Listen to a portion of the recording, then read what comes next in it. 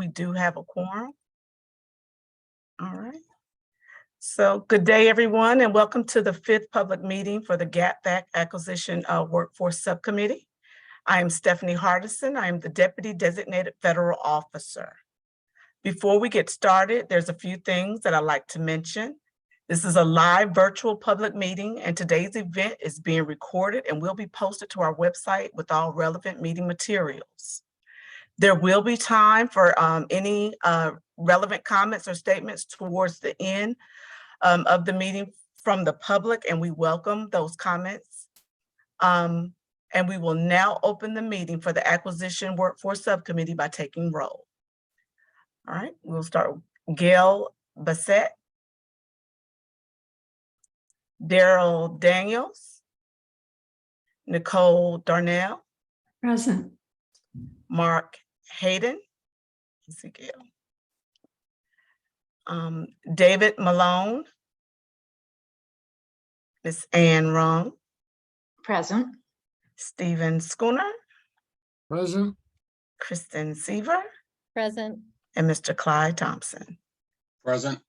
All right. Stephanie, So- I just see that Gail joined us. I just joined. I got her. I got her. I got her.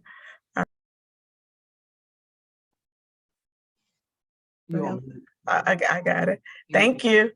Now that roll has been taken at this time, I'll turn it over to our chair, Nicole. Yep. I just want to thank everyone for being here today. I think this is a really important meeting for us where we're going to drill down and learn a lot more about what's happening within GSA related to sustainability training, the pathway forward, opportunities for this committee to think about as we develop our recommendations.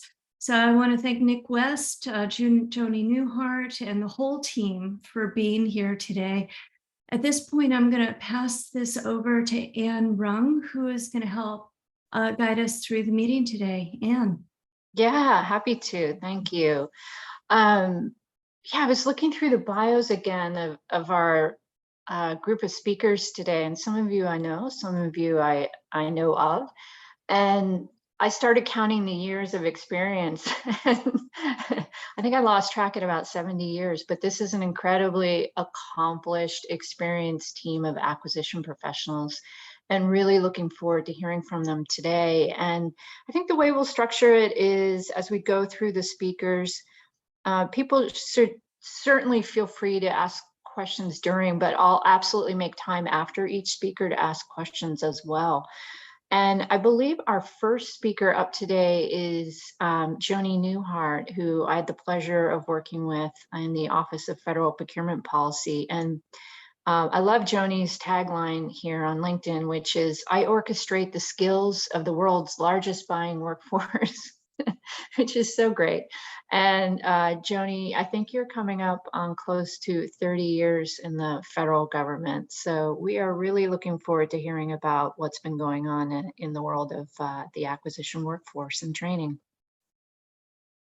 Thank you, Ann. I really appreciate that. And it was all my pleasure to work with you. We all miss you. We still miss you. So come back if you want.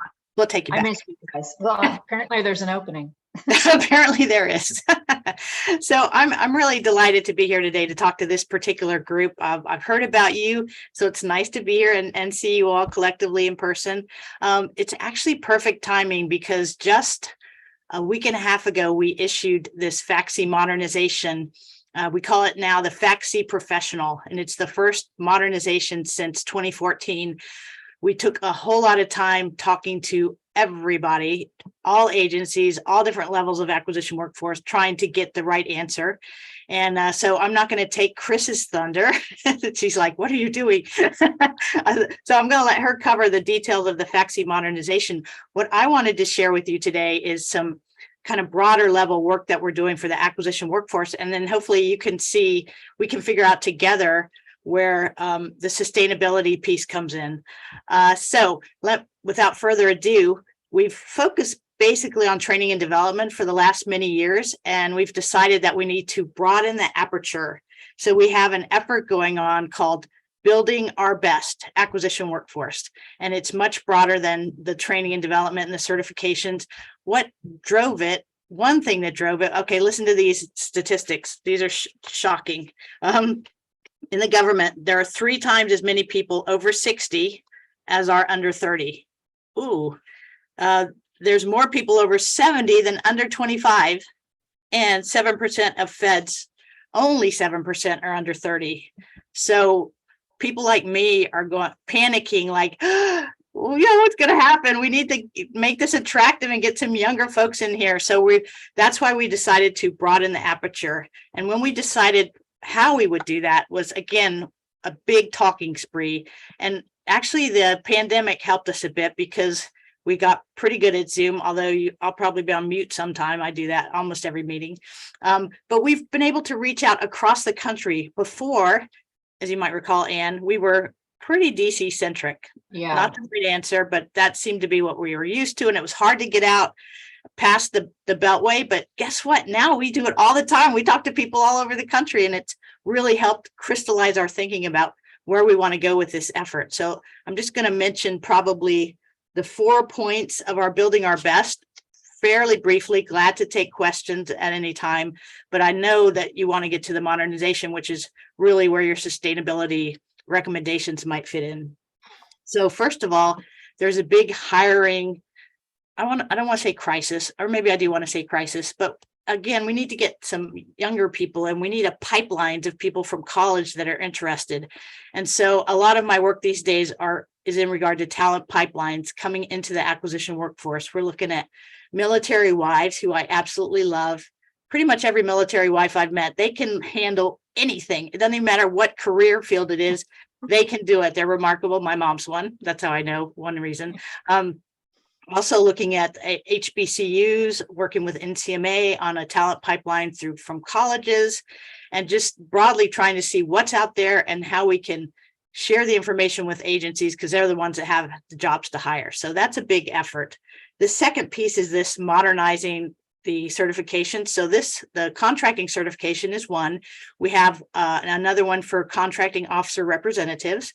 We have a third one for program managers. So yay, the FAC is done, but now we have 2 more behind us that we need to look at. I'm not sure what we'll do with those.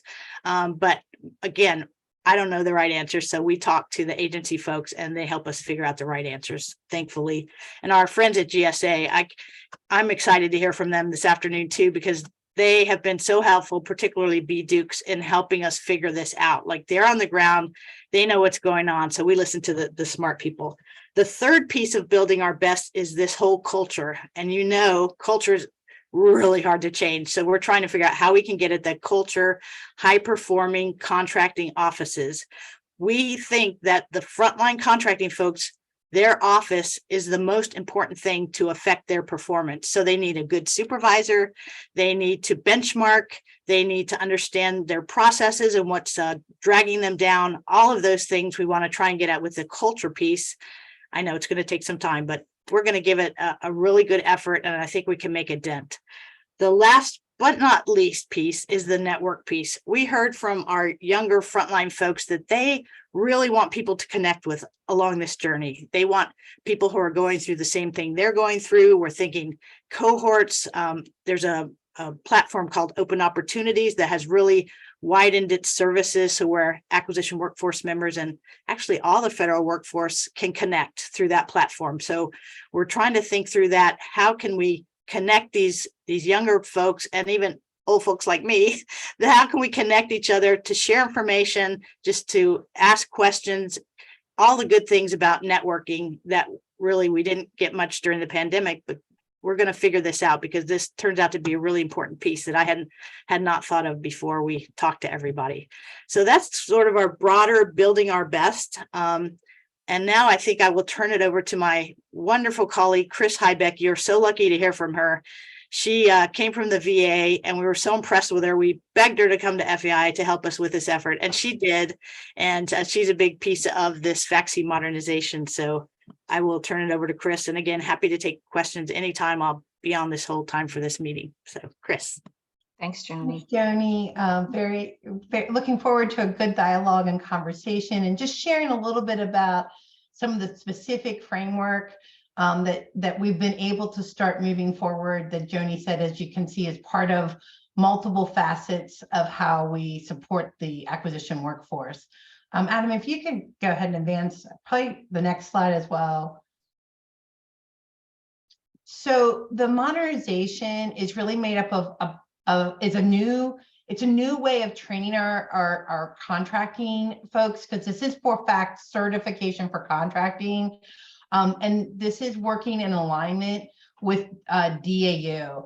And so it's really changing to a lifelong learning model. That's the big component of this. Is our previous certification spent a lot of upfront time. You know, the first 5 years, everyone kind of followed the same track. Everyone did the same training. Everyone worked towards receiving a lot of upfront education. And this model moves us to adding a competency model that adds that industry perspective. We've adopted the DoD competency model, which aligns to the NCMA industry competency model. So we're all going to start talking the same language across the spectrum here to allow for that interchange of talent.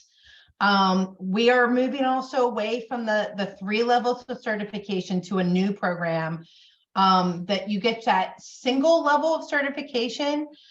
So it's really kind of developing that ready state within 1 year, providing a focus on the basics, and that's with a new curriculum that's across, that kind of looks at the acquisition life cycle from the principles to award to pre-award, award, and post-award. And then that certification at the end state is a certification exam for our new professional contracting specialists. They take this exam, and it really is that they're at that practitioner level. They're about to move forward in practicing. And the new part of this program is the introduction of credentials. And credentials are mission focused, are specialty focused, in which we are trying to acknowledge and identify that in our previous program, we had a lot of scrap learning, in that learning that took place that wasn't able to be cemented or connected to active work. And with adult learners, you need that. They want to take training that's relevant to their specific mission or task and be able to apply it. And maintaining that continuous learning model of that we're always learning, we're always growing.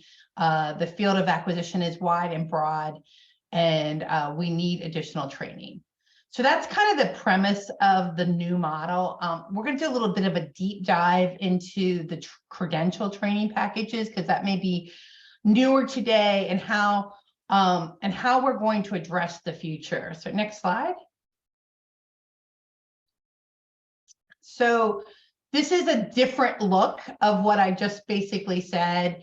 This is our professional maturity model of how we expect people to come into the career field. The first 1 to 2 years they spend developing and becoming that professional certification, as I just mentioned, getting on the job training, getting that foundational curriculum. Then they move to practitioner level, in which they get foundational credentials or professional credentials, or they take broadening and diversified experiences and learning assignments. And so this might be a place where learning assignments, we'll talk a little bit about that, where sustainability and climate come into the picture. And then acquisition workforce members continue to advance to become advanced practitioners.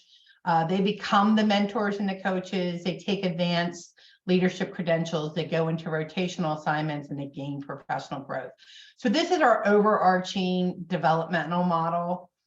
Next slide. And I'll go through some of this pretty quickly, just so you guys get a general background, so you can understand this new thing called a credential. What is it? What is it not? So a credential is really a curated package of learning assets that are built at the applied level of taxonomy. So that's there. It's actually teaching this learning objectives are meant to be at that skill level that they can apply it. One of the things that credentials need to have is they need to have performance learning objectives. What are the specific skills or knowledge that we want you to have at the completion of this credential? Credentials are going to be approved by a federal governance board. And we're working with DAU to adopt DAU credentials that are applicable to the federal workforce. This is a big difference in the model. Is credentials are meant to be taken at the time of need to support the individual mission or the requirement of the student. They're going to be a tool for supervisors and employees to engage in developing the skills needed to meet the mission or for professional development. And it's really an opportunity for us to align and leverage. There's a lot of federal training out there. There's a lot of industry partner training out there on a lot of similar subjects. And it's a place where we can leverage and develop good curated training packages to support the acquisition workforce. What credentials is not, it is not a one-size-fits-all training model. So we're going away from everyone gets the same training into a model where people's training is customized to meet their needs and their abilities. Credentials are not a demonstration of ability or a years of experience. It is training. They are not unnecessary. So they're not part of the framework is to build this lifelong learning model. So our expectation is that people will be taking credentials. But to say that, they are also not needed for every topic or skill. So credentials is a curated training package, but that's not to say that every topic needs a credential or that there aren't places where certain people just need a training club course, maybe at that awareness level, right? So credentials are at the apply level. If you want a topic and you want to bring awareness, that would be a training course. And credentials are going to have an expiration date. Generally 3 to 5 years, they're meant to be renewed. And they are renewed based on what is going on in that credential environment. If there's a new policy, there may be additional training course to take, or it may be just retaking a capstone assessment, getting up to date on what that credential is. A good example of this is, maybe I was in construction contracting. I took the construction contracting credential. I've moved on now. I'm buying IT services for GSA. I don't need to maintain my construction credential. So I don't have to maintain that. I'm moving on and I'm doing different work. So that's kind of the concept behind they're not permanent. And one of the things I love to say, it is not our old model with a new name. So it's not trying to take the old current culture as Joni was talking about. It's really changing the culture and the culture of the workforce to meet their demands and their needs of the future. Next slide. So this is just a really recap to kind of demonstrate our experience. I just wanted to kind of give you kind of the tale of 2 different contracting officers and how this new model works. And so if you can go to the next slide. So this is just kind of a great example of how Zeb joins GSA and is assigned to a contracting team focused on construction. This shows year 1, he takes a professional certification. Year 2, he moves to taking the construction contracting credential and doing on-the-job training and mentoring in that field. Year 3 and 4, he takes the architectural engineer contracting credential. Again, continues his job shadowing in specific assignments. And year 5, he moves to a leadership credential because he wants to take that path. So there's an example of how he would apply and take credentials during his career. And if you move to the next slide,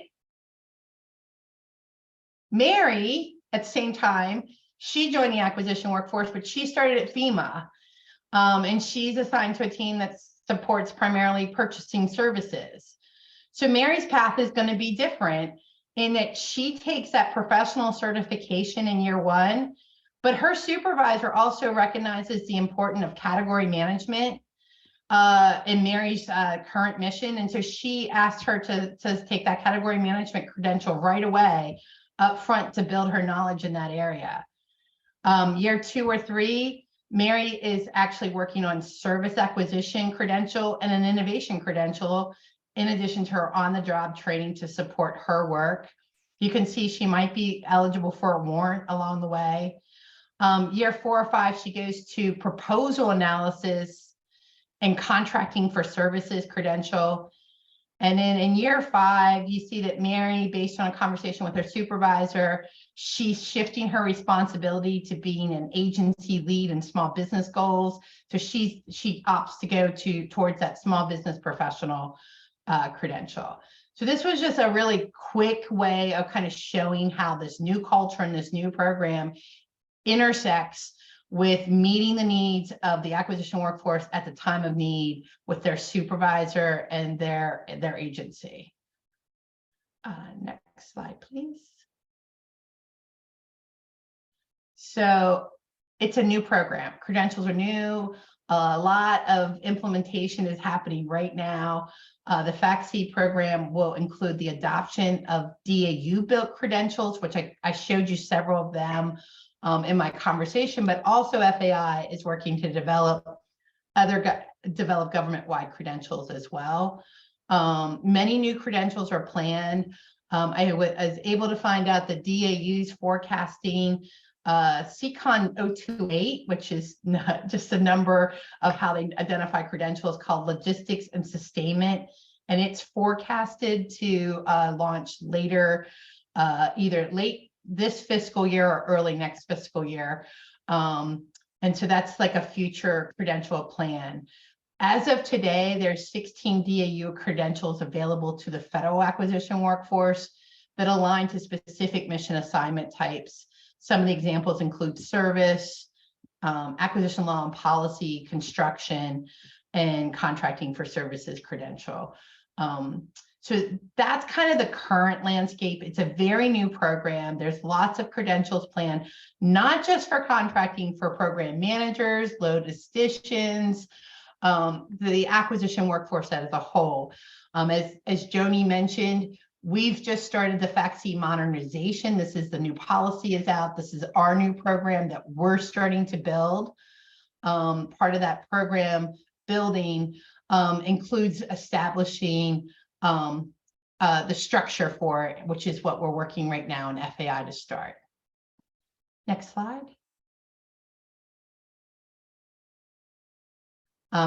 OFPP, we're working in tangent with them to develop a federal credential governance board that will be responsible for determining the applicability and the feasibility of specific credentials. We've been working with an interagency work group to establish this process and the standards. We're going to align with DAU credentialing standards to identify and curate training package. We have several in the works right now. We're working on the mid-level leadership credential. We're piloting those right now. We have an innovation and procurement work group that's working on right now. The DITAP program, you might be familiar or have heard about that. That is for IT acquisitions, which is a top spend item, of course, for us. So that is actually a specialization that we'll be converting under the new program title of credential. And then we'll be looking at an emergency contracting credential as well. As we're talking with our colleagues at DAU, one of the tips that they have provided to us is that not all training needs to be at that credential. Some topics are best addressed as a training course or included across multiple training courses as they apply, because you have to really rethink this model of who needs what skills and knowledge at what time. Next slide.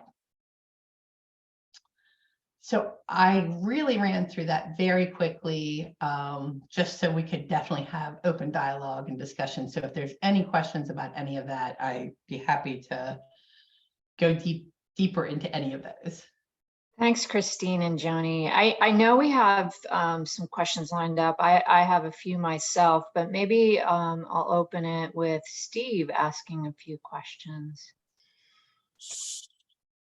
So first, I don't think there's any big surprise to anybody here. I'm just ecstatic to hear that whether it's under OFPP's umbrella or whoever's driving the train, having FAI talking to and collaborating and aligning with DAU is only a couple of generations in waiting, but congratulations to everybody. So hats off to all.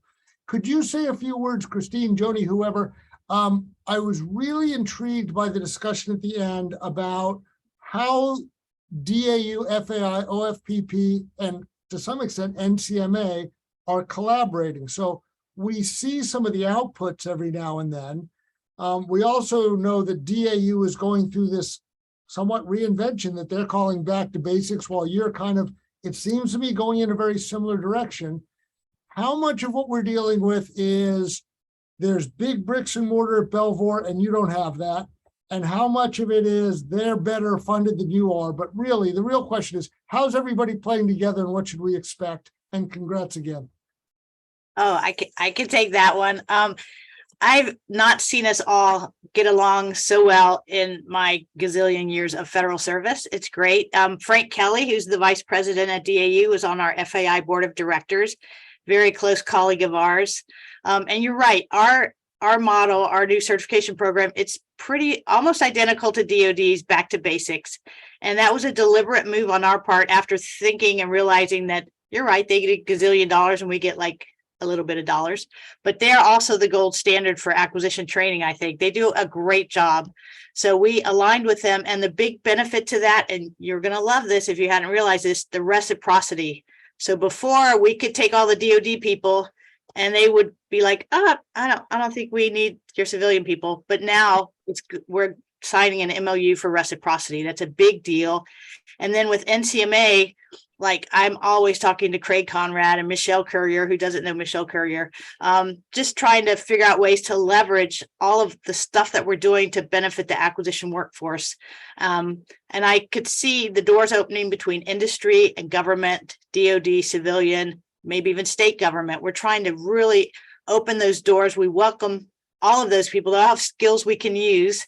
And so I'm really excited about the possibility of working closely, even more closely together with them. So thank you for that question, Steve. Glad to highlight that. Yeah, and Steve, to that reciprocity equals career mobility, which is a big win for all. We couldn't have said it better.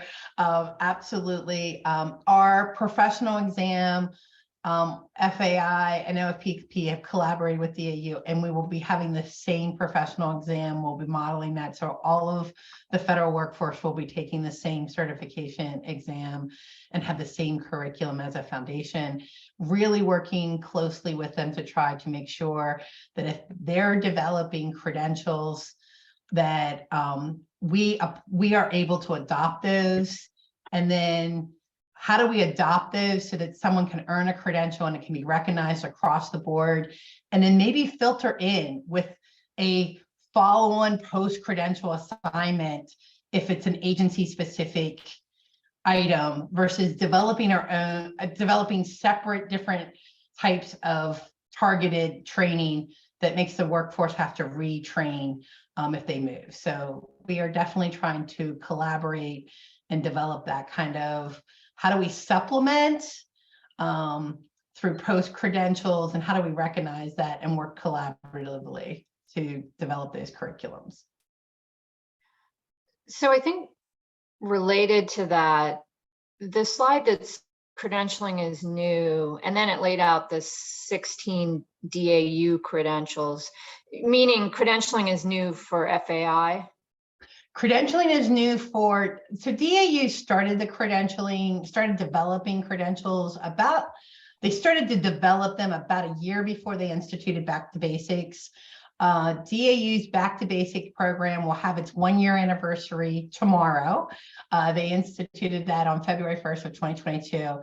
And I recently was at a DAU confit meeting, which is one of their leadership meetings. And they actually talked about how they are in the infancy of this new program, because it's not just a new program, it's a new culture. And so it's the development of that, not only as the development of the curated training packages, which is really, they have been rapidly trying to deploy. So That's what the 16 have really been deployed over this last year.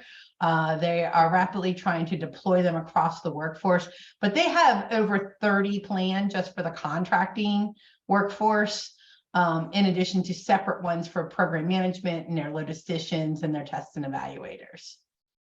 Got it. So the Federal Credential Governance Board, do they decide which DAU certifications occur, or are they just for the civilian? That would be for the civilian side. So the DAU has their CONFIT that works to identify their program area credentials, and then the board would be for our side. Got it. I have other questions, but I want to open it up to the subcommittee. I don't want to dominate all the questions here.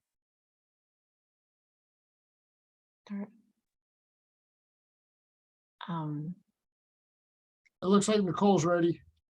Oh yeah. Oh yeah. I'm sorry, Nicole. I didn't see you. It's all right. I have a quick question, Christine and Joni. To what extent has the topic of sustainability come up in these discussions, and how do you see it fitting in based on the directionality of all of these changes, which, from where I'm sitting, sound pretty fantastic? There is a significant amount of work being done in that arena. Absolutely. There is federal training resources out there. There are DAU resources on climate and sustainability. There's not an active credential right now. There is a planned credential. DAU is planning and forecasting a credential called logistics and sustainment. I don't have a lot of background on it. It's just on their forecast plan. But I do know that DAU has an ongoing study with RAND, or the RAND group. They're doing a study with DAU to identify also federal training assets, and we've met with them.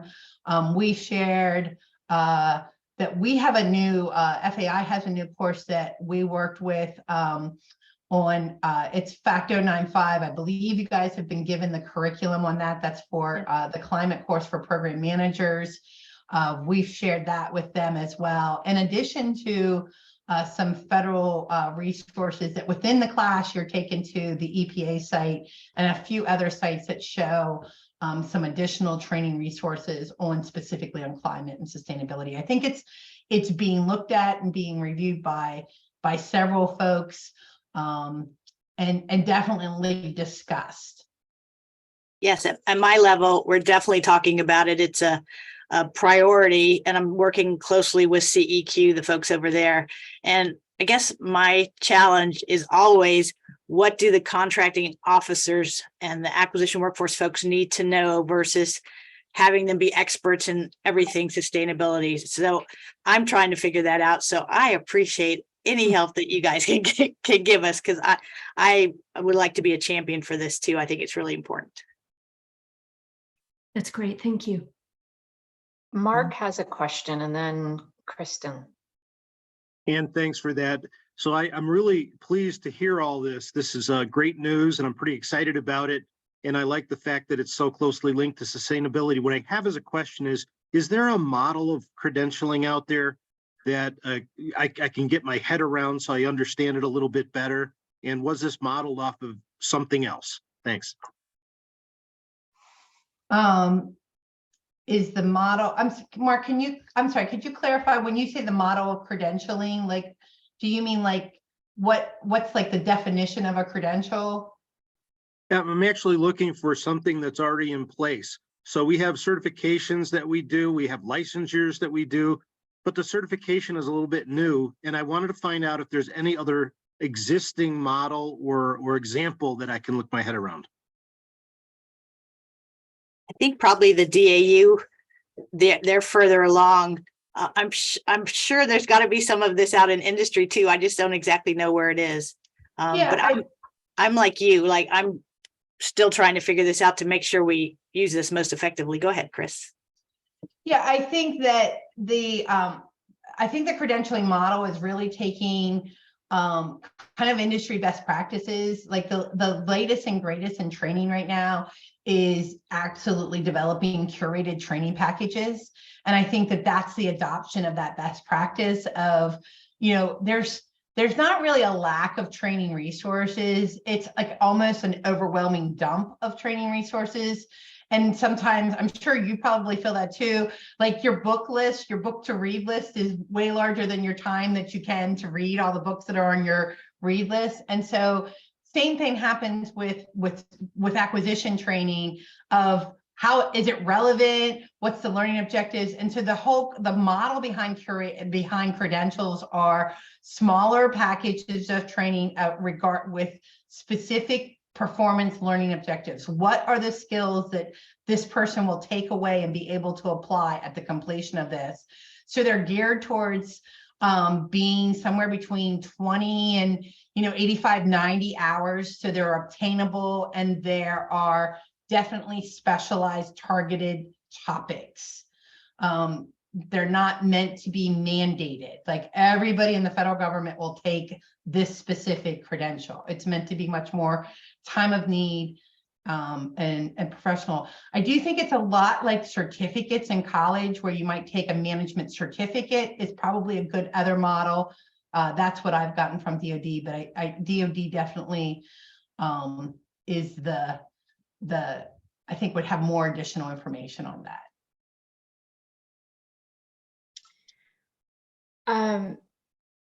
This subcommittee is contemplating a sustainability climate credential, and would be curious to sort of have you walk us through or learn, like, what would be the process by which we move that forward, if that indeed is something that we recommend, which we are, I think, as a group have agreed that's probably one recommendation we can rally around. So I think that actually, Adam, I don't know if you can go to the appendix slides.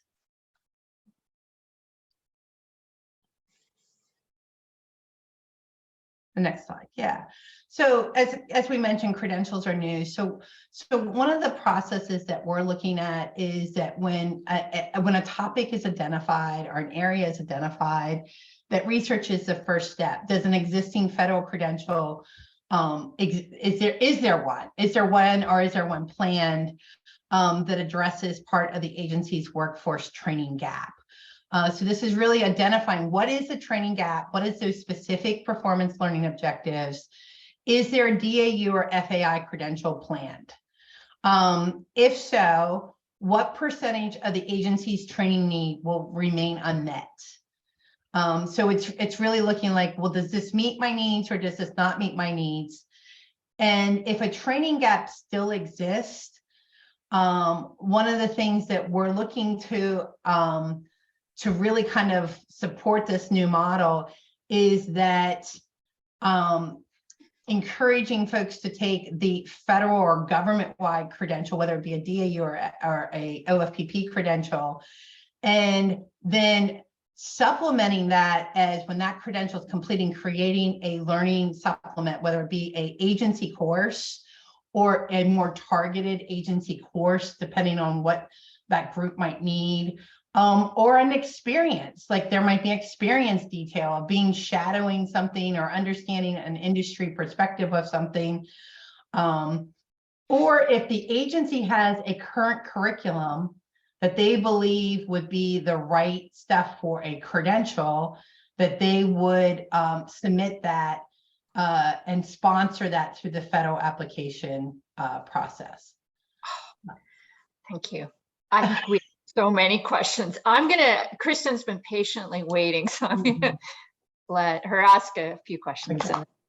Oh, thank you, Ann. And I'll follow actually, my questions were somewhat along the same line. So thinking about building out, and I'm super thrilled to see credentialing coming in. I'm a big proponent of it. We saw it first in the IT sector from AT&T University getting into that micro credentialing.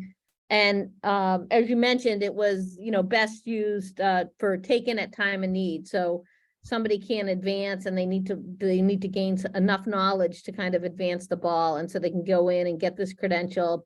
And then if you're taking it at time and need, the thought is then you're going to apply it immediately. So you are getting some of that learning. So I think that's great. So my question was similar to Ann's, so that or can you envision a process where credentialing could almost be crowdsourced but then go through kind of a vetting process and be added into that menu for folks? So, because there's like the advisory committee on sustainability here, but there's also other organizations that are focused on climate and sustainability and that type of thing. So that's my first question, and I'll just add the second one. And then do you envision, we had a lot of fun stacking credentials that could then, elevate somebody into almost like you had on your maturity model, practitioner, a subject matter expert, or so maybe, and maybe that's what I'm thinking here is maybe if by stacking some of these credentials, they can become experts in maybe certain categories versus all across government, that type of thing.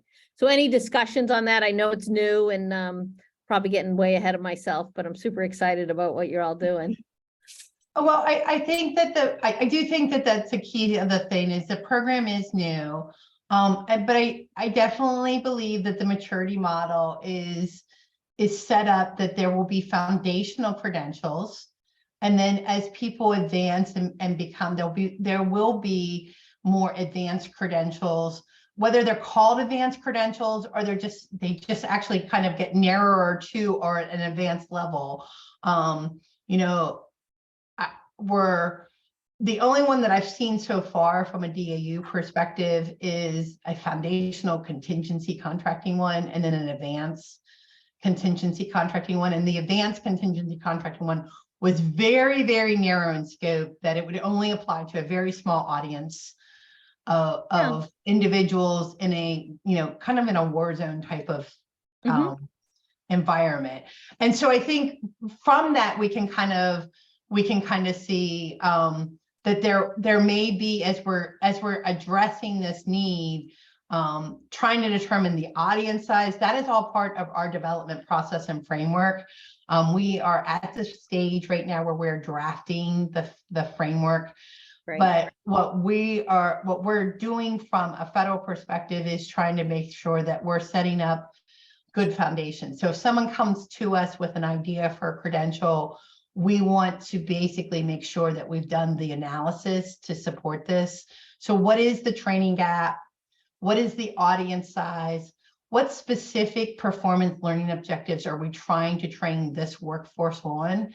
Remembering again, the model isn't that we're training the masses on everything. We're looking to train specific skills and targeted skills to meet their mission assignments.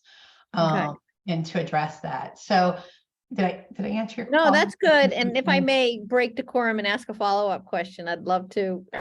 Just real quick, and this is self-centered because I'm on the industry partnership subcommittee. So do you all envision, or maybe it already exists and I just don't know, but that some of these credentials would be universal across into the industry side of procurement and acquisition, so everybody's speaking the same language? Yeah, I think we're probably there. One of the things that we're looking at is for example, the construction credential. So the DAU construction credential, those courses are made available through the DAU equivalent provider program. So not only can we buy, like the federal agencies can buy those courses, but also those courses are open right now on the internet, that anybody could go up to get a seat in that training. So industry folks could take that course, and within the government, everyone is taking that course. So that's the beauty of kind of making sure that we're adopting, and that's the leverage and the opportunities of this credentials, which is why we felt so strongly that we needed a governance board, because I think we have great industry partners, but we also have industry partners that everybody will be like, oh, we're in the credential business now, so everybody's going to go offer credentials,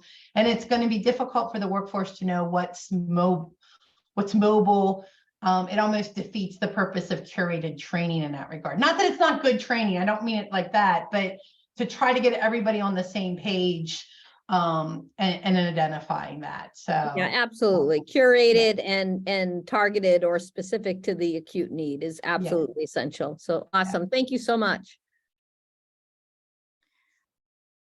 I'm curious about, in your case studies, as we think through a possible new credential around sustainability and climate, the impact on agency performance of a credential. In other words, what changes when you have a credential? And it'd be interesting to see, like, is there a different set of expectations? Do they move to different teams? And what kind of impact are they having on those teams? Or do you just have a credential and you have a credential? So, you know, it's like, how can it really make an impact? Well, and it's interesting that you said that, because Yeah. we actually were just having this conversation about how this is a new program. Yeah. And as I mentioned, DAU's been under this for 1 year, but it's really the infancy of a new model. It's a new training model.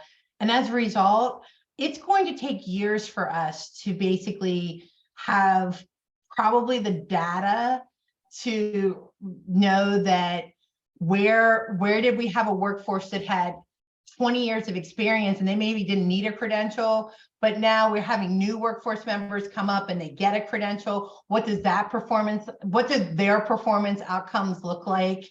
So Yeah. experience and credentials have to tie. They're part of the model. That's why what the maturity model is, that you have to have that practicing of your craft and contracting. But to your point, Anne, absolutely, like evaluating credentials and then updating credentials once we can evaluate them to be like, are we covering the gap? Is it moving the needle? Is it, is it changing the outcomes that we're expecting? Is definitely, we're very much in the beginning infancy of that. And that is years away for us to be able to really evaluate and be able to make those assessments. But we do have one thing we can look back at. It's the DITAP program, Digital IT Acquisition Professionals. It's been in place for probably 5 years, although it seems like 5 months. But we've seen a swell of expertise in buying digital services across the agencies. And the way they rolled out that program, we have a lot of folks in all the agencies, I think, that are starting to shift the culture there. And that's really exciting to watch. And one of the most exciting things about that program to me is one of the graduates of the very first cohort of that program, she was a mid-level contract specialist. And she said, this course, this DITAP has changed my world around. Like I do better negotiating, buying cars. I'm re-energized in my career. And to think that we could affect the workforce like that, I'm excited at the possibilities, to say the least.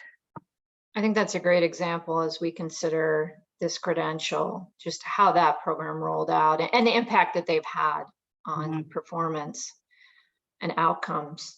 One last question, and then I'll open it up again to make sure we've asked all our questions. And I appreciate we have several more speakers. I'm wondering if there might be a scenario in which you've assessed that there is indeed a great deal of training out there for sustainability and climate. I'm curious whether maybe I think our next speaker may address this, but so if there is indeed already a great deal of training out there, we'd still want to do a credential because we believe it should be both foundational, that the acquisition workforce should have a general understanding of climate and sustainability, but we also believe there should be experts above and beyond that with a credential. And so I guess the question is assessing whether or not there's training the right question in determining whether one should move forward with a new credential? So, Adam, if I could ask you to bring up my last slide. So everything, are you in the appendix? Yes, I'm in the appendix. All the good stuff's in the appendix. No, it was all good in the main part too, but I'm saying even better. So what we're looking at right now, because it's a new program with a lot of new things, is trying to considering we have a tool within our new learning management system, which is CSOD. We have the ability to establish and develop curriculum or packages of curriculum in which we can establish a curriculum. So like there are multiple classes, and I think they'll talk a little bit about some of the classes that are out there. There are multiple classes on that. So we could actually do a learning assignment of a group of individuals, and we could establish it as a pilot to actually look at, okay, we're going to ask this group of people to do this, and then we're going to evaluate that. And so we could evaluate that from an agency training curriculum level.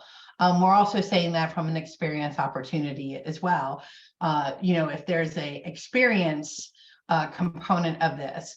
And I think that as we're trying to assess and establish this new board, we're going to be leaning agencies towards doing this because we're just the floodgates are too wide for the infrastructure that's in place right now. So we're looking to establish this. This also kind of gets back to you, Anne, as to how can we start to evaluate some of this.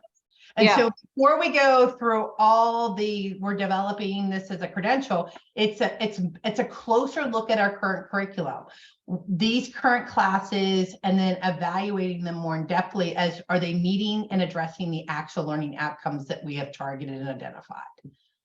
So one more I thing. think we're getting thumbs ups on the pilot idea. Yeah. Okay, so that's called a learning assignment. One more thing you might consider is we've done some thinking on an innovation credential, which when I first thought about this, I'm like, there's no way you can like teach somebody innovation. But with that, what we've come up with is like a very basic awareness level, like what's your mindset, what things do you need to think about? Then you have to have some folks that apply it. You have to actually do it and apply it to get that level of experience and expertise. And then we have the coaches, which is the third level. They go out and teach other people. And that's really where your expertise is. So there are some models out there to think about. Yeah, and to that point, that's a great example where when we met with a group, when we met with the innovation work group, the discussion came up that we want everyone to have an awareness. Well, awareness isn't at that apply level. And so the work group came back away from, we don't need an awareness. Our first step is to develop an awareness course and introduce the awareness course. And then we'll move forward to developing an innovation and procurement credential after we assess and gather that awareness course. So this is, again, the toolbox of, we have sometimes we don't need that level of credential. We might just want to be evaluating courses and getting that understanding and addressing that so we can mature our learning model. And we love to leverage what's out there. The DHS pill is an integral part of that group, believe me.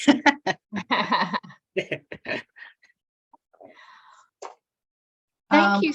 Yeah, I'm sorry, please go ahead. I was just reading Nicole's thing. We are just about ready to launch the awareness course, Nicole, and I can take that as an item to see if we can get that, that we can give you guys access to that course. Thank you, Chris. And I just have one quick follow-up question. Has a gap analysis been done around the sustainability area, recognizing that this is the first step to developing a credential? Has that bridge been crossed internally? At FAI, we have not done that. We did last year, we developed the climate class in partnership, and we have the green purchasing class that has been it has been on hold for renewal and update for actually I just identified for a few years. I'm kind of new to FAI, so I had to go back and look at when it is. There's so much happening in this area. So there was a decision made that there were multiple FAR rules coming out, so that there was a decision made to kind of hold on that. And actually in talking to some of the team members over the last week or so, we thought, you know what, maybe we need to just update that course knowing we have to update it again, because it's going to become it's just going to be that environment where it's going to be a constant changing environment, and holding it, waiting for the next FAR rule. That's a pretty lengthy process. So that's something that we're taking back to like look at to see if we can put that back into the pipeline. Maybe that's a great recommendation for this to share with us. So Nicole, you're on mute. Would it be possible for us to gain access to that green purchasing class so we could see what's in it? I think so. I'm not sure. I think we could probably provide you print files, but I do know that it's definitely outdated. Thank you. Mm-hmm. That's great. Thank you so much. There may be a few questions, at the end if we still have time, and Joni or Christine, if you're still on. But I do want to give time for our next set of speakers from GSA. And I'm going to turn it over to, we've got Nicholas West, Acting Director, Office of GSA Acquisition Policy, Integrity, and Workforce, Office of Government-Wide Policy, who I think, Nick, you're on year 18 at GSA, starting out as a contracting officer. Wow, good recollection. And we have Nicole and B, and we're really looking forward to hearing from all of you about GSA's curriculum and your credential implementation. Thanks, Ann. Thank you. Yeah. So with me today, B Dukes is our acquisition career navigator. She's been, as Chris and Joni have mentioned, instrumental in reaching back to the government-wide community and back to GSA as all of this evolving landscape is taking place. And Nicole Acevedo, who is our the division director within our acquisition workforce division, she then takes a lot of this and operationalizes it here within GSA. And I'll talk a little bit about how what that means today. So first off, Chris mentioned how this is a very new program. So new, we don't really have slides to really present GSA's implementation, but I'm happy to answer questions. I'll chat some stuff into the chat box so you have something to take back with you. But in general, GSA is fully on board in adopting the new model. We actually plan, we had Jeff Kosis, our senior procurement executive, and Tracy DiMartini, our chief human capital officer, co-sign a policy late last week that officially has GSA implementing mostly the policy they're issuing focuses on the needed changes to the hiring practices to support adopting the new model. But the bottom line for this group is we are very much going to be adopting it full-fledged. Really support all the objectives that Joni and Chris walked through today and all the benefits that it's going to have on the way that we can increase the applicant pool, get folks trained and utilized to the best that we need to work. I've talked to this group before, the full committee, on a little bit about GSA, but a couple key points that I want to remind you and highlight that's applicable to kind of how we implement acquisition workforce development within GSA. Just stressing that we are a big agency that has a huge acquisition mission. Within GSA, we have 30 or so operational heads of contract and activity. Those are the folks that are in charge of executing the mission of the acquisition function. We have 6 of the 10 categories, common categories of spend when you're thinking about category management. That includes IT, for which we have kind of our own specialized training program in place already here at GSA, since that is one of the huge areas where we have lots of spend and we have lots of government-wide impact. We have services, office management, industrial supplies, and then 2 that I think I'd heard this committee in general talk about being major sustainability focus areas, or potentially should be, that is travel in the way that we manage the federal fleet, and facility maintenance and construction, both in terms of the ownership of the category manager role within our federal acquisition service, and then the execution of that within our public building service, in how they manage the federal buildings. Now, what each contracting activity has, which we've recently been kind of building out the role of the head of contracting activity and the support function within each contracting activity, is an individual called the Acquisition Career Navigator. And so this is basically the individual within the contracting activity responsible for helping that head of contracting activity understand the training needs of that organization. Eventually, as we mature, things like credentials, helping them understand how to apply the training needs and the existing tools that they have at their disposal to things like warrant boards and identifying the best qualified folks to execute contract actions. So the Acquisition Career Navigator is something I'll come back to, but just know that that's kind of a role that is somewhat new. It's always kind of, we've always had a contracting support staff, but this is a new role that we're trying to define more distinctly here at GSA and call it out and elevate and make sure that folks know that there's a specific responsibility that goes along with that. Chris covered a lot of the tools that kind of exist within the new Cornerstone On Demand, the system that we're all using to manage learning for the acquisition workforce. Things like learning assignments and mandatory training. Just a little anecdote in terms of how GSAs use some of these things already, to the point that pilots are good. We certainly love these new tools. We've tried out a few of them.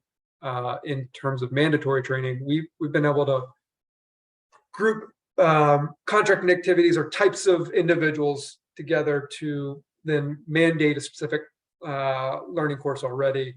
Right now, we've focused on, there's been kind of the idea of more awareness-focused training in the area of supply chain risk management. And that's a FAC 093 course. We can send your learning objectives for that one, but it's basically an awareness course on the new and evolving policy of cyber supply chain risk management. It's a complex topic in general, so getting just basic awareness that you should think about these things to the workforce. We've FAI created a new course, and then we mandated it to all the contracting activities, or everyone who has a certification basically within GSA. And then we track compliance and can use that network of acquisition career navigators to then manage and enforce, making sure folks take that training. Within the sustainability space, we've talked about a few already, and I know Chris said she's going to look at trying to get you a little bit of more detail on this course, but the FAC 038 course is the kind of a legacy course that folks use to understand the basic awareness for the contracting community, the contracting officers mainly, on sustainability issues that they should kind of have the basic awareness of. That's something that we have mandated for contracting officer representatives and our that PPM, the program managers, and then any of the specific GSA certifications that we have here at GSA, things like leasing, real property disposal and acquisition, fleet, the fleet folks. So we have 5 different GSA specific certifications. I gave that kind of spiel last time we talked, but we've mandated that course for those folks. We also have talked about in the last time we met 2 new policies that GSA issued in the sustainability area. And one thing that we've been focused on is, as we issue new policies, trying to enforce, not enforce reading it, but help folks, encourage folks to read it and incentivize them to go take a quiz or a knowledge check that they read it and they understand it and some of the key aspects of the policies. So the 2 policies we talked about before, one, how to incorporate sustainable acquisition into the acquisition planning process. So that's the first course number that I put in there. It's basically a knowledge check based on the policy we issued. The second is how to promote innovation into contracts in terms of thinking about sustainability. And we had some examples in that policy. We have a knowledge checks on things like that to promote folks to understand, kind of increase the knowledge and understanding of the workforce. Finally, within GSA, like the GSA specific courses, there's this one. Our Federal Acquisition Service hosts a virtual acquisition day annually, where it's an internal, basically all day, often 2-day learning event where they'll do webinars, they'll have experts in certain fields speak. And so they developed a webinar with one of their sustainable acquisition SMEs to talk a little bit about things that they should think about in FAC specific contracts in terms of sustainability. So that's something we post. Generally, all of these things we post on CSOD, Cornerstone on Demand, so we can manage and allow the acquisition career navigators to mandate them if they want, or track compliance and track completion. As long as we get them all in Cornerstone on Demand, we're able to use the data to then inform decisions. So those are I think that's the extent of the legacy sustainability courses. There's a new course that I think Chris talked a little bit about. Here's the link. Climate adaptation for program managers. This is kind of the new age. This is some of the newer content. It's designed specifically for program managers. It's not something that we've mandated for our program managers or contracting officer representatives or CEOs for that matter. It's potentially an area that we would want to potentially look at. I don't know that the audience isn't necessarily the contracting officer, but it would be more of an awareness course for that community. There's a list of DAU courses. I don't know if, Chris, did you have that list in your slides? If not, that's the list there. Go to the DAU catalog and pull up any of those. But in terms of kind of where I would consider the focus area needed, I think there's a little bit of discussion earlier about whether or not the existing credentials have been reviewed with the eye towards understanding of sustainability is part of the focus of that credential.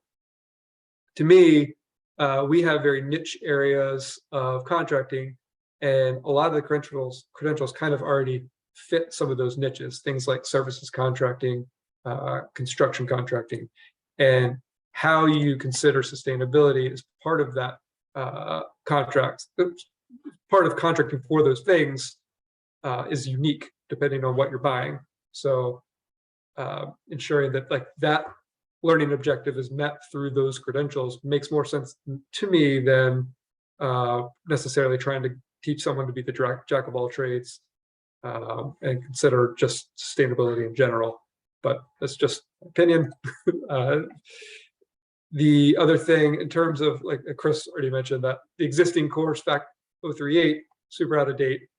It's something, if we're looking for the general awareness, one of the tools we talked about using is the learning assignment tool.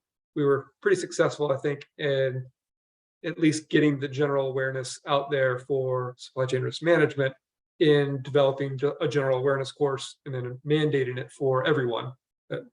We were able to do that generally for all the 11, for the folks who are certified within CSOD. So that's one potential area that might make sense. And then, I don't know, leveraging the existing PM course. We have not considered who that might be mandatory for, who that would be most helpful for within GSA, considering the different program areas. That might be another area of focus that would make sense to me. But with that, I'll take any questions. Nicole, B, feel free to weigh in if I missed something important that we talked about before.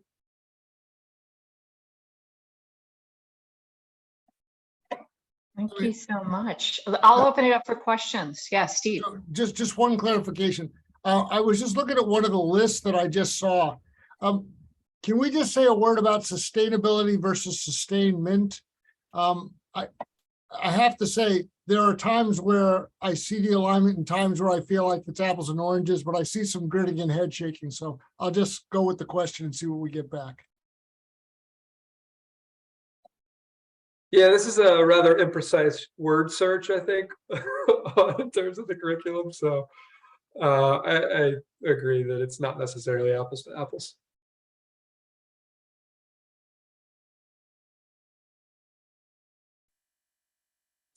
I think I may have also, when chatting into the chat box here, direct message sometimes. Yeah. I'll go back and make sure that that's right. message to the right folks. So, I mean, and again, just to put you all in the loop, I think that Boris and Stephanie just got us late last week, the program managers course. So I think everybody on the committee now has access to that, whether they've seen it or not. But I do think that there's some amount of consensus on the committee that something like that for everybody is potentially valuable. And I think one of the most challenging things as a committee, and this is the committee of the whole and the subcommittees, and again, understanding that today we've just been reminded how much the language is changing. A month ago, we would have said, we'd like it to be a core competency for everyone to at least have the nomenclature and the concepts and the aspirations. And now I think what we really want to be saying is, we think that it is a foundational skill to be part of a modern procurement organization, to be thinking about outcomes that permit the government to be focused both on adaptation and mitigation of climate change. But again, whether the slightly moving target of core competency, foundational, credential, I think is less important. But to your point, I think we absolutely agree that if I'm in GSA buying construction, I need to be a lead expert. That's what we want. And I don't necessarily need you to really be the IT Energy Star person. But we do want everybody thinking about the rubric and the concept for why we care. So I don't know where that all falls together, but personally, that to me would be one of the biggest wins in all this. If we could somehow get this in the front of the pipeline to everybody at an introductory and foundational and vocabulary and concept level, and then add the advanced curricula as the prongs separate. So for example, just to stick with the one example, I don't think everybody needs to understand lead, okay? But I do think our hope is that anyone with an 1102 designation would be thinking, part of the way that I think about value for money in the modern era is I internalize my externalities because the government has to care about climate adaptation and mitigation. So again, just me.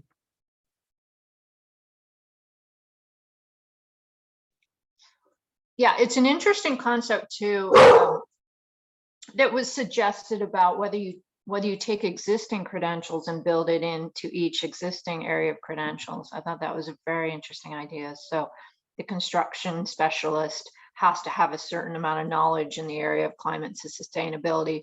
And it does look very different than someone who may be a specialist in services or IT. So something for us to ponder.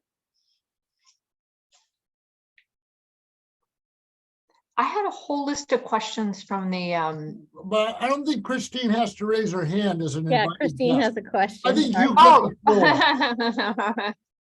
absolutely. I just wanted to kind of draw the parallel, Steve, of innovation. It was a very similar conversation when we were talking about innovation and procurement, and it was really very much the advocacy group decided that we really wanted to talk about a mindset, an innovation mindset, and we determined that was really a course that would actually kind of make that broad spectrum and be available to the acquisition workforce. And then that maturity level would move forward with understanding of like, how do we put this into other portions of the curriculum or advance that to a higher level if when we want that innovative advocate, that person that's running that innovation lab at the agency might need something different. So just wanted to kind of share that is absolutely what happened. And I did put the link in for everyone that they can see the innovation, the new innovation course. Thank you. Kristen, did you have a question? Did I see you leaning in at some point?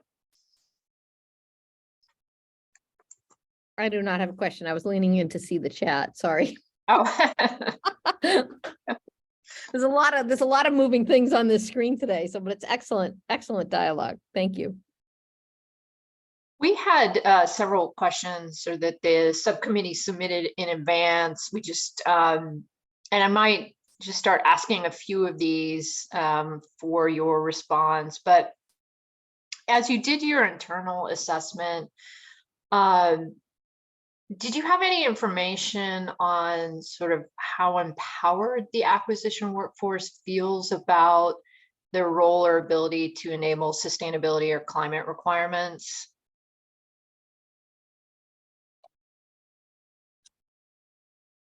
I'll take a first stab at answering that. And if Yeah. anyone has a more data-centric approach, I think that would be helpful.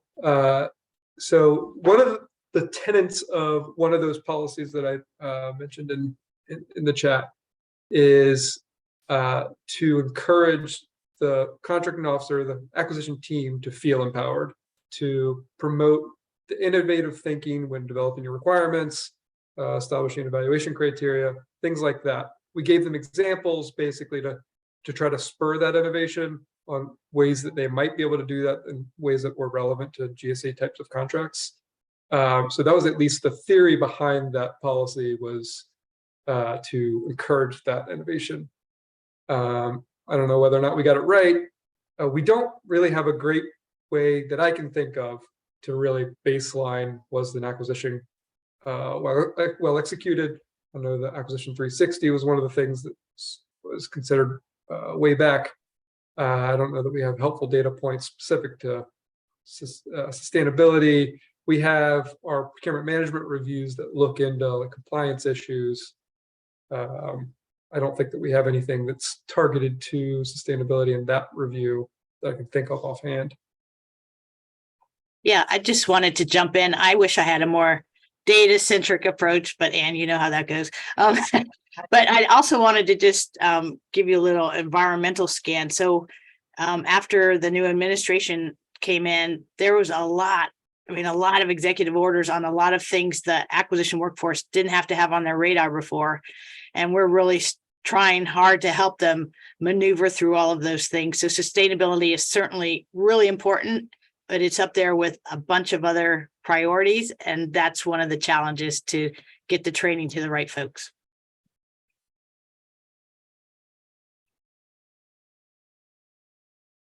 And I think I Thank you. put that question in the shared doc. I couldn't remember, but on that too, what I was thinking about was, it's so exciting about the credentialing. And I think when people are in the heat of the moment of doing their work, tapping into their passions, and this kind of goes to the mindset discussion that's going on in the chat, right? That I don't need to be a climate or sustainability expert, but I can learn about it and generate excitement about that, and then how to bring that to my program. And so versus I got more requirements I have to do. And so how could we kind of create that environment? That's kind of where the question was coming from. And I didn't know what the current sentiment was, if we had done any employee surveys or anything around that. Like is the acquisition workforce employee base excited, to be part of this effort? Is, how they feel about it. But that's where the question was coming from. But thank you. And Steve has his hand up. Oh, thank you. So I was actually deferring because I thought Ann had some questions, but since I unfortunately have the floor again, I have two things. To Joni's point, I realize it's not the kind of thing that most people on this committee would do, but for for an acquisition professional today to look at the unified agenda in light of all the executive orders and how slowly the FAR Council moved in the prior administration, it's daunting. And I don't want to say it's utterly frightening, but from a training standpoint, I don't ever remember the backlog of FAR cases looking anything like what we have, particularly given the diversity of topics that we have. So we have this big GHG rule out there, but that's not even the big sustainability rule, which is coming, okay? So to Joni's point, feel your pain, and I don't envy anybody in training who's looking at the next 3 to 5 years and everything that's got to be done. But what my ask is, and again, I can't speak for the whole committee, but if on sustainability we wait for the rules, we're squandering a big opportunity. So I think one of the things that we're kind of begging for on this foundational core competency skill thing is if someone would make a little bit more of an effort, FAI, DAU, OFPP, whoever, to start just pinging the workforce. Hey, the future of sustainable procurement, massive learning curve. You're not going to get it overnight.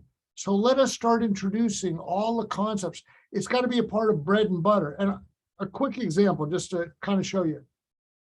I was at the big International Public Procurement Conference in Europe last summer. 24 segments, 9 of them on sustainable procurement. Last year at DAU's big, at National Postgraduate School's big Defense Acquisition Conference, 0 discussion of sustainable procurement. This year, it's going to be 0 again, because that's not an elephant in the room yet. Rest of the world's talking about it. We're not talking about it. And Jeff just popped on, so he's going to help me with my next question anyway. But this goes back to you, Nick and Joni and B and everybody else. One of the things that we've kind of heard or maybe intuited from Jeff is it's one thing for us to talk about training, but I think Jeff and others are kind of looking to us as to what that curriculum would look like. And there are times when I struggle, and it's great having someone like Nicole Darnall, who's a real pro on this stuff. But I mean, I get a grad student for a year, and I feel like I don't have enough time to cover everything I need to cover. And I just expect my student to be able to walk out of my program, sit for the CPCM exam, and pass it with no trouble whatsoever. But that's core foundational knowledge. We have all kinds of electives. But again, we're still at the elective stage. And if you say to us, well, what should we be suggesting in terms of curriculum? Should it be an hour course that everybody should get? Should it be a tier of classes from going back to the point we made earlier, everybody gets an introduction, and then depending upon whether it's construction or IT, you get another one. But I mean, it's hard to know where to start because we don't know what the realm of the possible is. And if the answer is, hey, let's talk about a 1-hour course for next year, and then maybe more 2 years from now, maybe that's helpful, but I don't know that. Anyway, thoughts?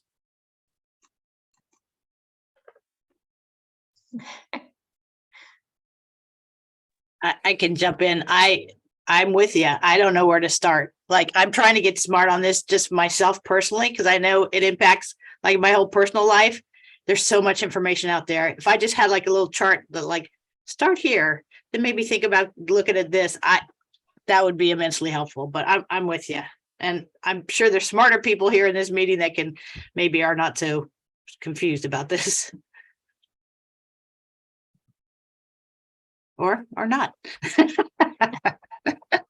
Maybe we can all figure it out together. Yeah, Joni, like the golden credential, where to start, right? And then But can I just follow up on your B's mind to the comment? next. Sorry, Steve. If you didn't see B's comment, this is great stuff, okay? So one of my frustrations with the current FAR is obviously, I think most of us agree, FAR Part 23 is I'll use the word rat's nest, but FAR Part 7 has some magic words in there, but if you're not a skilled professional with an extra hour on your hand, you'd never find them.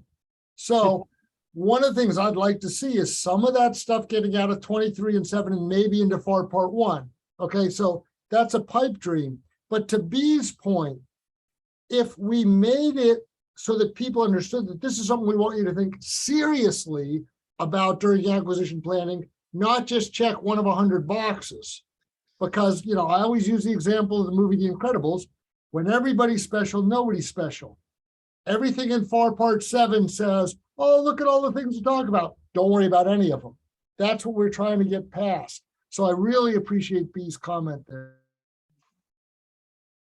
And just for the record, I can't see the chat box. So Bree always has brilliant comments. I just can't see them.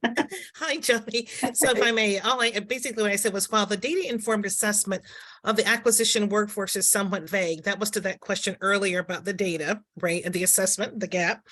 So in recent agency policy, the sustainable procurement discussion, that discussion called out as being part of the acquisition planning. It literally opens the opportunity for that synergy. That's the energy we've been trying to get between, not the stovepiping, but the synergy to talk about sustainability in the planning of that acquisition with the SMEs, with the core, with the PM, with the CO. That's what we need. That's the space we're talking about. And I think that's the space where we can really we can do some really great things. Good point. Thank you. I can't help myself to ask about category management. Do you think about how sustainability, climate training, or certification might intersect with category management? And the answer is yes, but I'm curious how. So I actually, I think it intersects multiple ways. Yeah. But one of the things that what we started looking at is when we looked at category management, and we started talking about how do we prioritize credentials, we were like, let's go to government spend.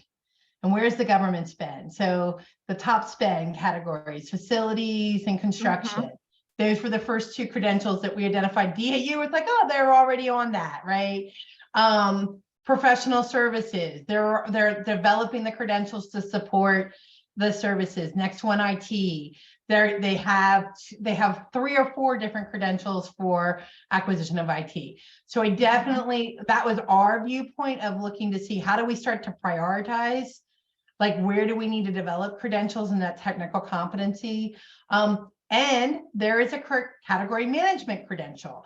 So that is one of those broader ones where I think I showed in my example that supervisors, depending on where you're sitting and exactly what type of mission you have, you can infuse that very early into that acquisition specialist's understanding of where they fit into the big category and how to utilize category management and the tools that are available and you should be utilizing to capture that. So that's kind of my quick on that. That makes sense.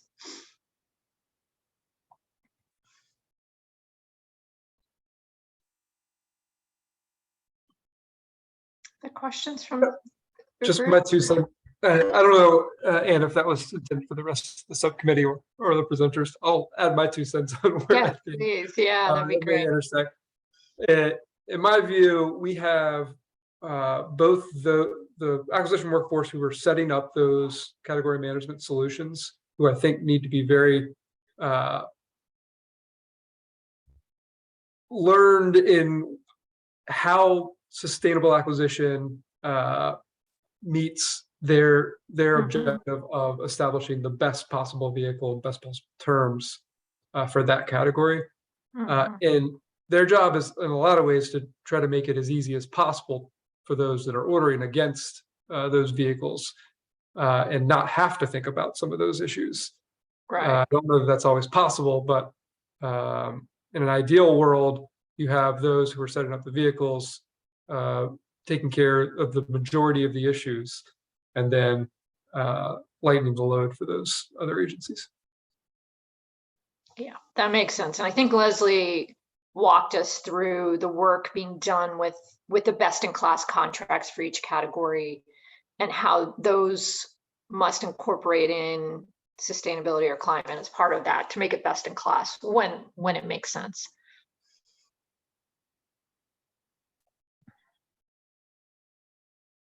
Great. Other questions?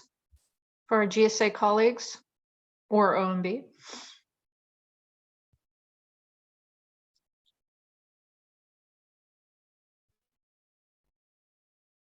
There may be some follow-ups, which we will send along to you. Yeah, thank you so much. I really appreciate the speakers all coming today. Can I jump in with one more before we lose them? Yeah, of course, we have time. We got a lot of important people here, okay? And so I have to say, I find it encouraging, but a little bit frustrating to hear from Joni that she feels like she's in the same boat with us, because Joni's as close to the seat of power as we get, since as we were joking at the beginning, we're obviously never getting an OFPP administrator again, but that's neither here nor there. So if Joni is our champion on training for sustainable procurement here, what's the chicken and egg here? I mean, are you waiting for us? Are we waiting for you? I mean, I'm just trying to figure out what we can do to shake the tree here. Steve, can I actually take that question if you and Joni are okay with that? I'm fine with that, Jeff. So I'm sorry I missed the presentation. I was committed elsewhere today. But I take it that you all heard from Joni and Chris about the FAC modernization, about what a government-wide credential is, where it fits. And I take it that you then also heard a bit about the GSA implementation, that we have now formally announced that we are moving to that new curriculum and started talking about some of the benefits, correct? That's what we covered already, yes? Yes. Okay. So what I took out of hearing Joni and Chris in other settings is the whole idea of a credential is to promote ideas, just-in-time learning, lifelong learning, but it has to be rigorous, it has to be meaningful, and it's about being shaped by the experts in the area. So if we were talking something that's a very technical acquisition credential, I think we would have a lot of people who could go in and who could help shape the content and the key topics. But what I'm suggesting that you all as a team add to this is both the knowledge in that several of you have a deep academic background. How do adult learners learn? How do we come up with something that's meaningful, that's not a 1-hour course, that requires some combination of learning, experience, reading, continual knowledge refreshment. So we're really looking for your guidance in putting together a curriculum. You all put together a curriculum, Steve, Nicole, for a semester, for a class, and you figure out what is the most important knowledge to curate for that purpose so the students can achieve it. So what is the equivalent in taking somebody who knows the acquisition process, but wants to learn and become a leader in sustainable acquisition practices? That's the challenge that I think we're asking you to undertake, is to help us define that. Thank you, Jeff. And just let me jump in. Yeah, I consider myself pretty much not expert in just about everything, but what I think my value is that I can go out and find the experts, bring them together, connect a whole bunch of people to come out with some great outcome. And that's what I'm definitely hoping to do here.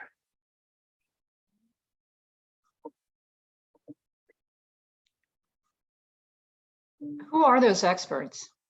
Do you have a sense? I know that there's pockets of expertise, like there's a lady at a colleague at HHS who's very interested in sustainability. I know the CEQ folks are well versed in it. So I'm starting to find out who those experts are, and they are out there. I know they are, and they're becoming more and more obvious who they are and where to find them. Yeah, I think we've had several in as speakers, but I'm sure there are many more out there. Mm. And one of the things, I'm sure you've seen this, Nicole and Mark have mentioned it before. We actually think that there's some pretty good stuff going on at the state level. For example, Massachusetts is a particular example. I've seen some nice things out of California. Nicole and Mark have some examples from Arizona and New Mexico as well. But if I was going to start with one state, I'd start Massachusetts right now. That's something that we really haven't done well to leverage in the past. I mentioned states kind of in my opening remarks, but I think we're doing better in that regard. And I would love to have some of those connections to meet some of those folks. Steve, so what's one thing Massachusetts is doing to train their workforce to understand these concepts? I missed the beginning, but if I understand what you're asking is what are they doing in terms of training? Yeah, how do they help people understand this? Yeah, I've heard more from the Massachusetts folks about outcomes in procurements, and I haven't actually inverted it yet. But I think it's a great idea to be asking them. I think what we're going to find, and this is what you know from experience, and I guess to some extent it goes back to the conversation we had earlier. I mean, obviously at the state level, they're dealing with a different workforce than we have. And so they don't have the baseline of a DAWIA level 3 or a FAC C certification, but they tend to have people who are very good at one thing.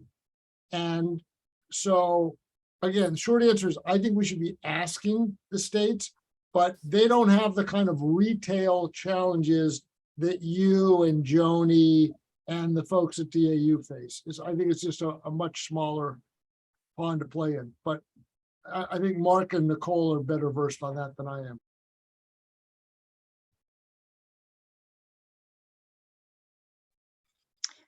Jeff, Julia has been spearheading sustainable purchasing within the state of Massachusetts for more than 10 years. And so what makes her particularly interesting is that she was at the forefront of thinking through the culture shifts that were needed that included training and other things. And so learning from her about the steps they undertook, I think would be quite useful here. Also learning from her about things that worked and didn't work, I think could be quite useful to us as well. I'm talking with her tomorrow about joining us in a couple of weeks. I think the bigger issue is going to be getting her internal approvals in place to ensure that she'll be able to speak with us candidly. It'd be great to hear from her. Joni, are we still linked fairly closely with the Canadian and the UK procurement teams? Yes, definitely. OFPP in general is. Mm-hmm. I'd be curious whether they have any learnings and whether they've made any strides in this area around certifications or training, or it seems like the EU is all over this. I will say one thing on that, and I think I mentioned this in some of the earlier meetings, but the EU puts more money on this than we do. So some of you may be familiar with Sapiens, and it's spelled exactly the way it sounds, but if you just put in Sapiens EU, the EU threw a lot of money at a university consortium a few years ago. They funded simultaneously 9 full PhD programs in sustainable procurement. So at GW, we are non-resident, non-EU. We're not called partners, we're affiliates. And I think Nicole is somewhat related to them too. But I mean, if somebody wanted to do that kind of funding, we'd be doing different things. But every conference that I go to at Europe and literally around the world, there's a young early stage researcher from the Sapiens network, and they are everywhere. So they're doing it. But again, that's big money. And that's the kind of stuff that we have historically not seen. We often do see it in DoD systems engineering, the kind of stuff that DoD's ERIC, the Acquisition Innovation Research Center, does, but we don't have that kind of stuff at the federal level.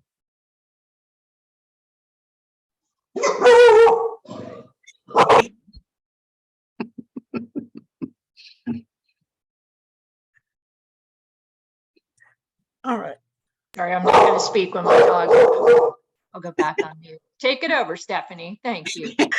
I was just going to ask, were there any more questions or comments regarding today's topics?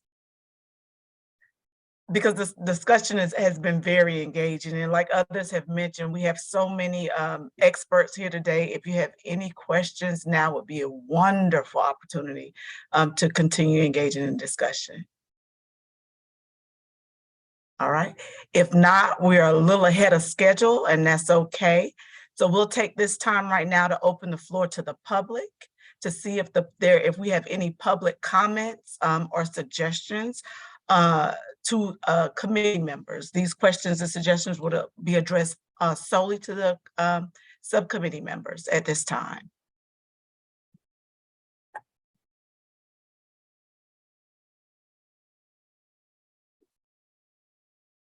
All right.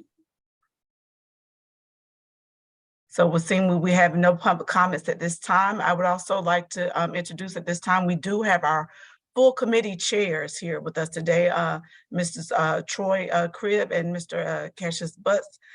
Troy, Cassius, would you like to say a few words to the subcommittee? Yes, thank you. I guess I'm a little hesitant to come off camera. I guess I will. It's super rainy here in DC and I've been out the rain for various reasons, but I love you, GapFAC, so I'm going to come on camera. Thank you so much. I just think this has been a terrific meeting today. Thank you to all the speakers, Christine, Nick, B, and of course, Joni. Joni, you know, you're one of my heroes of just all time, and love having you here. So thank you for helping to educate us. And I think, like, obviously there's so many different directions to go here, but what's kind of churning in my mind for to try to tie all of the subcommittees together that Cassius and I need to think about is like this is also important, but Steve, you were talking about kind of like how you bring people in the conversation. And I think with that, as each subcommittee goes along in its deliberations, this is also in the weeds, but we also need to be thinking about what are the stories that make this compelling to policymakers if they're on the Hill or in the administration? Why does this matter? And so I definitely just want to think about that as we go along. I think some of you know, I kind of came into government contracting when I came back to the Hill from practicing law and came to the Homeland Security Governmental Affairs Committee, and Hurricane Katrina had hit like 2 days before I arrived. And we were all organized to investigate like what had gone wrong. And I just randomly got assigned, like, look at the contracting. And it was fascinating to me that we have all this like billions of dollars going out the door, and FEMA was so underfunded as far as their contracting capacity, and they didn't even have a chief acquisition officer. The CFO was filling in, being dual-headed.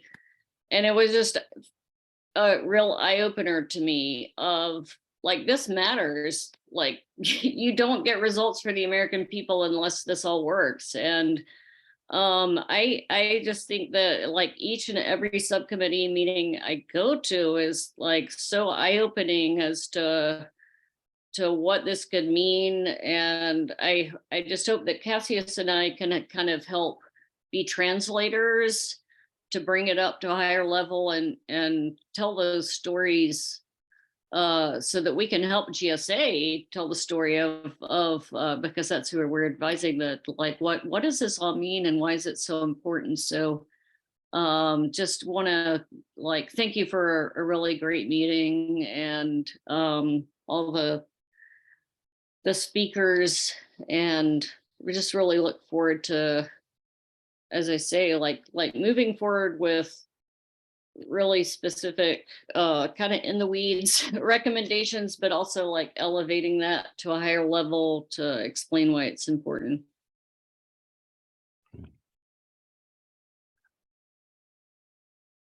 I'll just jump right in really quick. Just wanted to thank everyone for your time today and your work that you're putting together. Something, again, transformational. This is the first time that this is actually taking place. And so the speakers were excellent. I think everyone's opportunity to weigh in is meaningful. Everyone does have a voice, and the voices are being heard. I think the best part about it is, to Troy's point of when we come to the recommendations, I was thinking actually we can continue to be thoughtful about having data around the recommendations. When the legislators have an opportunity to review data, they have opportunity to vote whether it is cost effective or not. And that's how dollars get allocated, as many of you all know. And so if you could be mindful of that at some point in time when we get to that point, I think it's something that could go a long way. But other than that, today was, again, very great, very insightful, and I wanted to thank everyone for their participation. Thank you. Jeff, do you have any last words? I understand that we've identified a potential quick win off of some of the conversations that have been going on. Some potential around updating some specific coursework, around using the learning assignment tool to start mandating some progress across the agency. I think that could be a really intriguing quick win, even as you're thinking through the bigger credentials program that we're talking about. So love that you're looking across multiple tracks. I want to applaud the ongoing progress. Joni, thank you for joining today, for tearing away from all the 1,000 things on your plate. Chris, well, I didn't get to hear you today. I know you do a fantastic job in this presentation and covering this topic. Thank you for that. And Nicole, thank you for all the leadership in supporting the workforce. Thank you, Jeff. Ann, I'm gonna turn it back over to you. Thank you. I have no closing comments, but as everyone has said, thank you so much to our great speakers, and it's so good to see a lot of you again. And I'm not sure if Nicole is available or wants to make a few comments, but otherwise, oh, Nicole is there. Please. I'm still here, moving around the room. Thanks, everyone. I think that the conversation was really fruitful. I was taking notes all along the way. We have so much to discuss in our next administrative meeting. So I ask the committee between now and then to begin thinking through the different quick wins that have been mentioned, the opportunities that exist, so we can start formulating our pathway forward. All right. Thank you. I would also, If you all like current events, Joni's colleague Porter Glock will be with the policy subcommittee on Thursday if you want more and slightly different stuff, but sorry. that shameless plug. But I would like to give a special thanks to Ann. There's a lot that goes on behind the scenes. And Ann, I would just like to say thank you on behalf of the subcommittee for today. We truly appreciate your leadership and facilitation today. Oh, thank you. You mean behind the scenes? You mean me managing my dog? Is that what you mean? Grabbing a quick bite to eat for lunch. Yeah, thank you so much. So with this concludes the 5th Acquisition Workforce Subcommittee meeting. The next virtual meeting will be held on February 14th from 3 to 5. If there's no other questions, comments, or suggestions, the meeting is now adjourned.